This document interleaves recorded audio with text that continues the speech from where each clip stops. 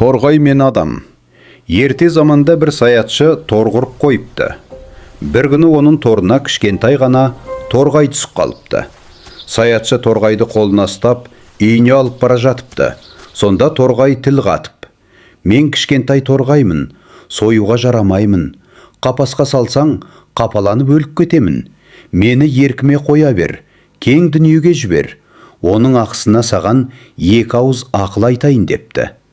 Адам ойланып тұрып: "Жарайды, ақылында айт" депті. Сонда торғай бір аузын қолында тұрғанда, екінші аузын жерге түскен соң айтайын. Өйткені қос қолда қысып тұрған кезде тынысым тарылып, ештеңе айта алмаймын депті.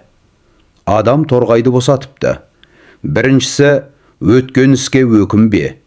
Екіншісі: "Көзіңмен көрмей, еш нәрсеге сенбе" депті торғай. Торғай сәл алсырақ жерге қонып алып: "Сен көп нәрсені білмедің.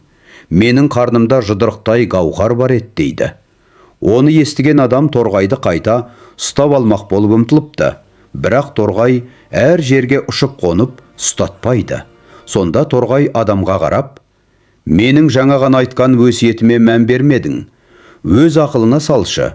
Мен өзім жұдырықтай ғана болсам, қарныма ондай гауһар қалай сияды? Бұл бір. Екіншіден, мен саған ұстатпаймын, өйткені қанатым бар.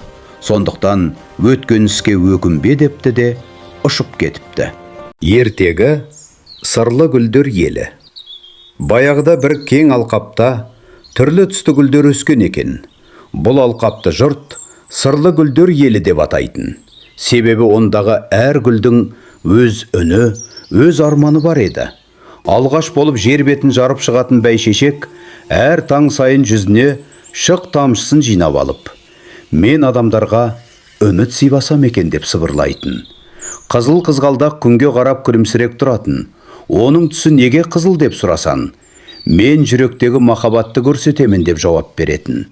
Ал қызыл раушан гүлдер тікеніне қарамастан өте мейірімді болатын. "Мен күшті болсам да, жүрегім жұмсақ" дейтін. Оның тікендері ешкімді ренжіту үшін емес, достарын қорғау үшін жаралған. Күн сайын жұмсақ жел гүлдердің арасынан өтіп, олардың сыбырлаған әңгімесін тыңдайтын. Жел бір күні гүлдерден: "Сендерді әдемі қылатын не?" деп сұрайды. Сонда гүлдер жарыса жауап береді: "Бізді әдемі қылатын түсіміз де, иісіміз де емес, бірлігіміз бен мейіріміміз." Бұл сөздерді естіген аспан жылы жымиып, гүлдерге түрлі түсті сәуле жібереді. Сәуле тиген гүлдер бұрынғыдан да жарқырап кетіпті. Содан бері гүлдер адам баласына тек әдемілік емес, бірлік, үміт, махаббат сыйлап келе жатыр екен. Ерте ертеде, ешкі жүні бөртеде, бір шал мен кемпір өмір сүріпті. Бір күні шал кемпіріне былай дейді: "Кемпір, маған бауырсақ пісіріп берші." Кемпір күрсініп: "Он жоқ қой, немне пісірейін" дейді. Сонда шал айтыпты: "Пештің шетін, қаптың түбін, диірменнің шаңын қырып жина, сонда бір таба ұн табылар."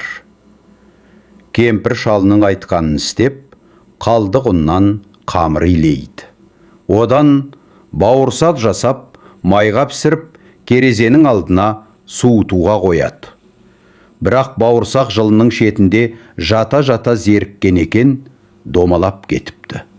Бара жатып ән салып келеді: "Апамнан да қаштым, атамнан да қаштым, қояннан да қасқырдан да, аю мен түлкіден де қаштым. Мен ешкімге де ұстатпаймын." Кенет алдынан қоян шыға келеді. "Бауырсақ, мен сені жеймін" дейді қоян. Бауырсақ тоқтамастан әнін айтады: "Апамнан да қаштым, атамнан да қаштым, қояннан да қашып кетемін." Сөйтіп домалап қашып кетеді. Біраз жүрген соң алдынан қасқыр шыға келеді. "Бауырсақ, бауырсақ, мен сені жеймін" дейді ол. Бауырсақ күліп: "Апамнан да қаштым, атамнан да қаштым, қояннан да қаштым, сенен де қашып кетемін. Қасқыр да ұстай алмай қалып, бауырсақ тағы да домалап кетеді. Келе жатса, алдынан аю жолығады. Тоқта бауырсақ, мен сені жеймін, дейді аю. Бауырсақ тағы да әнін айтып, аюдан да сытылып шығады. Апамнан да қаштым, атамнан да қаштым, қояннан да қасқырдан да қаштым. Аю, сенен де қашып кетемін. Сөйтіп келе жатып, айлакер түлкіге кездеседі. Түлкі жылы сөйлепті. Ой бауырсағым, қандай әдемі ән айтасың. Бірақ менің құлағым нашар естиді. Жақынырақ келіп айтшы. Бауырсақ мақтанып, түлкінің тұмсығына секіріп отырып, әнін тағы да бастайды. Апамнан да қаштым, атамнан да қаштым, қояннан да қасқырдан да, аю мен түлкіден де қаштым. Түлкі болса жылы жымиып, тағы да айтады. Ой, даусым неткен әдемі, бірақ менің құлағым тіпті естімей тұр. Сәл ғана жақынырақ келші. Сонда бауырсақ түлкінің мұрнына, одан соң аузына қарай жылжиды. Түлкі әп сәтте ап деп жұта салады. Ертеде ит пен мысық өте тату болыпты. Екеуінде бір адам асырап үйінде ұстапты. Бір күні сол адамның алтын салынған майлы дорбасы жоғалып кетеді. Қожасы қанша іздесе де таба алмайды. Содан жүдеп көңілі түсіп кетеді. Мұны көрген ит пен мысық қожайындарын аяп, жоғалған алтынды іздеуге шығады. Олар тау асып, дала кезіп, ой қырдар алайды. Бірақ таба алмай, шаршап шалдығып, үйіне қайтады. Сол кезде ит пен мысыққа бір таныс иіс келеді. Майлы дорбаның иісі. Ит қуанып қыңсылайды. Мысық та мяу мяу деп секіріп кетеді. Ит иісті қуалап барып, бір тышқанның інін көреді. Осында деп тырмалап, інді қаза бастайды. Ақыры, іннің түбінен алтын салынған майлы дорбаны тауып алады. Мынаны қара, дейді ит. Алтынды мысықтың алдына лақтырып, бірақ мысық айлакер еді. Ол иттен бұрын жақсы атанғысы келіп, алтынды ала қашады. Үйдің төбесімен қарғып, секіріп, иесіне жетіп барады да, алтынды қожасының алдына тастай салады. Қожайын қатты қуанып, мысықты бауырына басады, аймалайды, алғысын жаудырады. Сәлден соң ит те келеді, керлеп, шаршап, қуанып. Бірақ қожасы оны түсінбей, кет жаман ит, кеп кеуіп жібереді. Ит жылап, сықтап, ашумен мысыққа тап береді.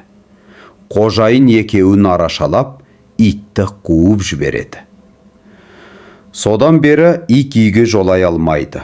Ал мысық тышқанды көрсе, қуалай жөнеледі. Сол күннен бастап ит пен мысық араз бопты. Мысықтың тышқанға өштесуі де дәл сол оқиғадан қалған екен. Ертеде Алдар Көсе деген айлакер тапқыр жігіт болыпты. Оның есімі жұртшылық арасында кеңінен танымал болған. Ол әрдайым әділдік үшін күресіп, кедей кепшіктерге көмек көрсетіп, зұлымдықты жеңіп шығатын. Бір күні ол бір ауылға келіп, сол жерде қызықты оқиғаға тап болады. Бір ауылда байдың мақтаншақ әрі зұлылым баласы болыпты. Ол барлығына үстемдік көрсетіп, әлсіздерді мазақ етіп, жұрттың мүлкін тартып алып жүреді екен. Ауыл тұрғындары оның қорлығынан қатты шаршапты. Бірақ оған қарсы тұруға батылдары жетпейді. Алдар Көсе бұл жағдайды естіп, әділдік орнату үшін сол байдың баласын жазаламақшы болады. Алдар Көсе байдың баласын алдап, оған ескі тозған киімін киіп, кедей болып көрінген. Ол байдың үйіне барып өзін байлардың арасындағы ең бай адам ретінде таныстырады. Байдың баласы оны көріп таңырқап қалады. Алдар көсе байдың баласын өзінің байлығын көрсетуге шақырып, үлкен той жасамақшы болады. Той кезінде алдар көсе байдың баласына өзі ойлап тапқан бір айламен барлық қымбат бұйымдарын, алтындарын жинап алуды ұсынады. Байдың баласы алдар көсенің сөзіне сеніп, барлық байлығын бір жерге жинайды. Сол сәтте алдар көсе сол байлықты алып, оны ауыл тұрғындарына таратып береді. Байдың баласы ештеңе түсінбей қалып, халыққа көмек берген алдар көсені алдай алмайтынын түсінеді. Содан бері ауыл тұрғындары алдар көсенің тапқырлығын, әділдігін мадақтап, оны әрдайым естерінде сақтайды. Ал алдар көсе болса, өз жолын жалғастырып, әрдайым әділдік үшін күресіп, зұлымдықты жеңіп шыға береді. Айды тыңдай білген бала, ертеде бір шағын ауылда Айсәуле деген кішкентай қыз өмір сүріпті. Айсәуле өте ақылды, бірақ бір кемшілігі бар екен. Ол кейде үлкендердің сөзін тыңдамай, бәрін өзі білгісі келетін. Бір күні кешке анасы: «Айсәуле, кеш болды, ұйықтайық» дейді. Ал Айсәуле: «Жоқ, мен әлі ойнаймын» деп терезе түбіне отырып алады. Сол сәтте терезеден жарқырап ай көрініпті. Ай кенеттен жұмсақ дауыспен сөйлеп кетеді: «Айсәуле, сен неге ұйықтамай отырсың?» Қыз таңғалып: «Мен ойнағым келеді, ұйықтағым келмейді» дейді. Ай жымиып: «Ал сен білесің бе, түнде ұйықтаған балалардың арманы жарық болады, ал тыңдай білетін балалардың жолы ашық болады» депті. «Шынымен бе?» деп сұрайды Айсәуле. «Иә» дейді Ай. «Күндіз күнге құлақ асу керек, ал түнде тыныштыққа». Айсәуле ойланып қалады. Ол анасының сөзін, Айдың айтқанын еске алып: «Мен тыңдамаған екенмін» деп сыбырлайды. Сол сәтте ол төсегіне жатып, көзін жұмады.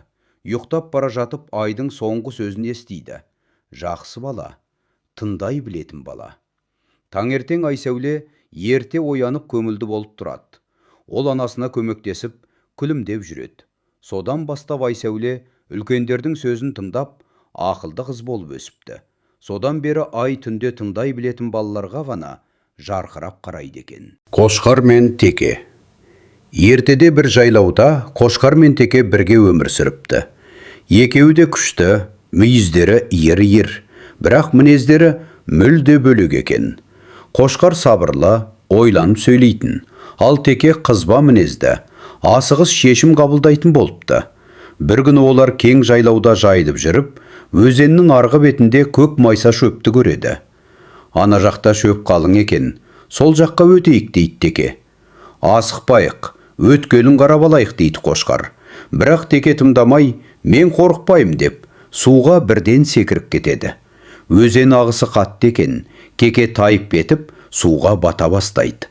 Оны көрген Қошқар ойланбастан суға түсіп, мүйізімен тіреп Текені жағаға шығарып алады. Теке қалтырап отырып: «Мен сені тыңдамағаныма өкінемін. Егер сен болмағанда не болар еді» дейді. Қошқар жымиып: «Күш тек мүйізде емес, ақылда, ал ақыл сабырда» дейді. Сол күннен бастап Теке асығыс мінезін қойып, әр істі ойланып істейтін болыпты. Ал екеуі бір-біріне тірек болып, тату тәтті өмір сүріпті. Түйін: сабыр мен ақыл кез келген қиындықтан алып шығатын күш. Жүк алды шаян шортан аққу бір күн. Жегіліп тартты шөуі дүркін-дүркін. Тартады аққу көкке, шаян кейін. Жұлқиды суға қарай шортан шіркін. Бұлардың машақаты аз болмады. Жұмысы орнына кеп мәз болмады. Тартса да бар күштерін аямай-ақ, алған жүк бір орнынан қозғалмады. Оншама ол жүк артық ауыр емес. Құр сырттан пәлен деуде тәуір емес. Жүк бірақ әлі күнге орнында тұр. Бірыңғай тартпаған соң бәр тегіс. Жігіттер, мұнан ғибрат алмай болмас. Әуелі бірлік керек болсан жолдас. Біріңнің айтқаныңа бірің көнбей, істеген ынтымақсызсың оң бас. Қолға бер тегісі. Ертеде бір атай күшігімен орманға келе жатса, қолына киетін қолғабының біреуін түсіріп алыпты. Оны көрген тышқан қолғаптың ішіне кіріп алып, мен енді осында тұрамын депті. Одан кейін бақа секіріп келіп, мына қолғапта қайсысын тұрасың депті. Тышқан, мен шиқылдауық тышқанмын, ал сен кімсің деп сұрапты. Бақа, мен бақылдауық бақамын, мені кіргізші депті. Тышқан, кел депті. Сөйтіп олар қолғаптың ішінде екеу болыпты. Міне қоянда жүгіріп келіп қолғапқа жақындап, мына қолғапта қайсысын тұрсын депті. Тышқан бақа, шиқылдауық тышқанмын, бақылдауық бақамын, ал сен қайсы жануарсың деп сұрапты. Қоян, мен желаяқ қоянмын, мен де кіргізіңдерші депті. Олар кел депті. Сөйтіп олар үшеу болыпты. Одан кейін түлкі келіп, мына қолғапта қайсысын тұрасың депті. Олар шиқылдауық тышқанмын, бақылдауық бақамын, желаяқ қоянмын, ал сен өзің қай жануарсың депті. Түлкі, мен әпкелермін, кіргізіңдерші мен де депті. Олар жарайды, кел депті. Сөйтіп қасқырда келіпті. Мына қолғапта қайсын тұрасың депті. Олар шиқылдауық тышқанмын, бақылдауық бақамын, желаяқ қоянмын, мен түлкімін, ал сен өзің қай жануарсың депті. Қасқыр, ал мен қасқыр ағаларыммын, кіргізіңдерші мен де депті. Сөйтіп қолғапқа бесеуі де сыйып кетіпті. Хырпо, хыро, хыро деп қабан жүгіріп келіпті. Мына қолғапта қайсысын тұрасың депті. Олар шиқылдауық тышқанмын, бақылдауық бақамын, желаяқ қоянмын, мен түлкімін, ал мен қасқырмын, ал сен өзің қай жануарсың депті. Қабан, мен қабанмын, мені декігізіңдерші депті. Олар сен мұнда қалай кіресің дейді. Қабан, мен кіре аламын, жіберсеңдер депті. Олар жарайды, кіре ғой депті. Сөйтіп олар алтау болыпты. Қолғаптың іші тар болыпты. Сөйтіп отырғанда аю келіп, мына қолғапта қайсын тұрасың депті. Олар шиқылдауық тышқанмын, бақылдауық бақамын, желаяқ қоянмын, мен түлкімін, ал мен қасқырмын, мен қабанмын, ал сен өзің қай жануарсың депті. Аю, қалай көпсіңдер, мен де кіргізіңдерші депті. Олар қалай кіргіземіз, өзі іші тар боп тұрса. Аю, қалай болса да сиямыз депті. Олар жарайды, кел жанымызға. Сөйтіп аюда сыйып жетеу болыпты. Қолғаптың іші тар, міне жарлайын деп тұрғандай. Бір кезде ата өзінің қолғабының жоқ екенін байқап қалады. Сөйтіп қайта кері қарай жүреді. Ал иті болса алға қарай жүгіріп кетеді. Жүгіріп келе жатып қолғапты көреді. Қолғап қозғалып жатыр. Ит сонда әуп, әуп, әуп деп үреді. Қолғап ішіндегі жануарлар қорқып, барлығы жан-жаққа қашып кетеді. Атай өз қолғабын көріп алып кетті. Осымен еркегіміз аяқталды. Ертеде бір кәрі шал мен кемпір теңіздің жағасында шағын лашықта өмір сүріпті. Шал күн сайын торын алып теңізге барып, балық аулап, сонымен күнелтіпті. Бір күні ол торын суға тастап еді. Торына жарқыраған алтын балық түсіпті. Балық адамша тіл қатып, мені босатшы ақсақал, мен саған ризамын, не тілесең соны орындаймын, депті.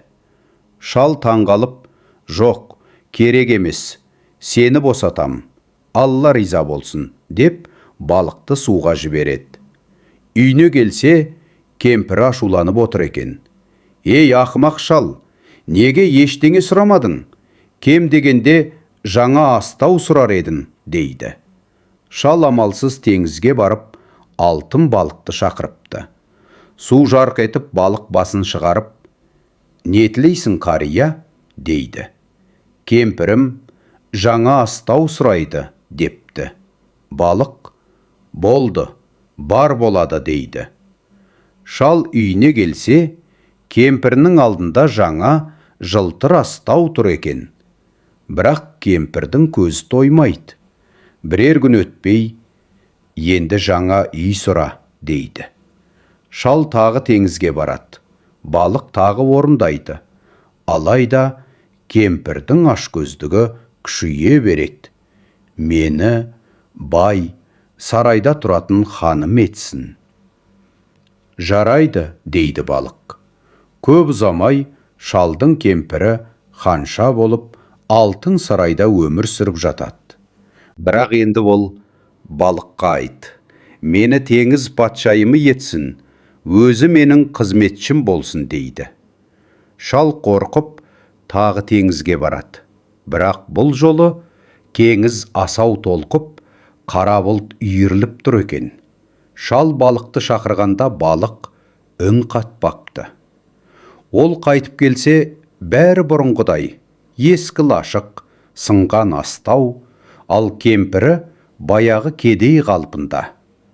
Міне қарақтарым, осы ертегі шүкіршілік етуді, нәпсіге ермеуді үйретеді. Кім азға риза болса, соның жүрегі бай. Ал кім тойымсыз болса, ешқашан тыныш өмір таппайды. Ал енді көзімді жұмып, теңіз толқынын тыңдап, ұйықтай қойыңдар.